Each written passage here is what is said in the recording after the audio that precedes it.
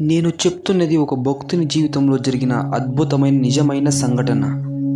తన జీవితంలో తన పొలం కోర్టులో ఇరుక్కుపోయింది. అవతలి పార్టీ వాళ్ళు బాగా డబ్బున్నవారు.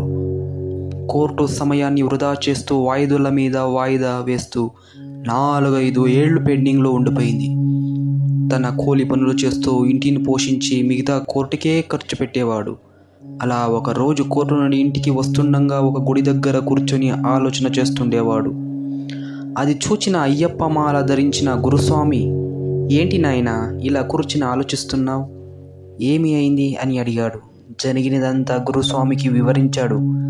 అధైర్యపడవద్దు నాయనా, ఆ భగవంతుని మీద భారం వేసి మాల ధరించి ఆయనకు నీ సమస్య వివరించు అన్నాడు గురుస్వామి. సరే అని స్వామివారి మీద భారం వేసి భార్య పిల్లల దగ్గరకు వెళ్ళి వివరించాడు. భార్య పిల్లలు ఒప్పుకున్నారు. కానీ చేతిలో డబ్బు లేదు. భార్య నగలు తనఖా పెట్టి అయ్యప్ప మాల ధరించాడు. అలా దుఃఖంతో ఆయన శబరిమల బయలుదేరాడు. కానీ మరుసటి రోజు ఒక అద్భుతము జరిగింది.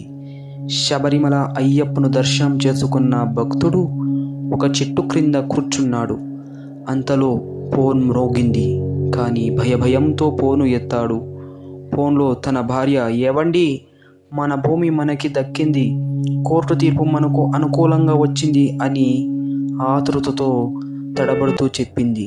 తనకు నోరు ఆడలేదు, కంటిలో నీరొచ్చింది. వెంటనే స్వామియే శరణమయ్యప్ప అంటూ తన చుట్టూ ఉన్న స్వాములతో ఆ గిరులు మారుమ్రోగింది.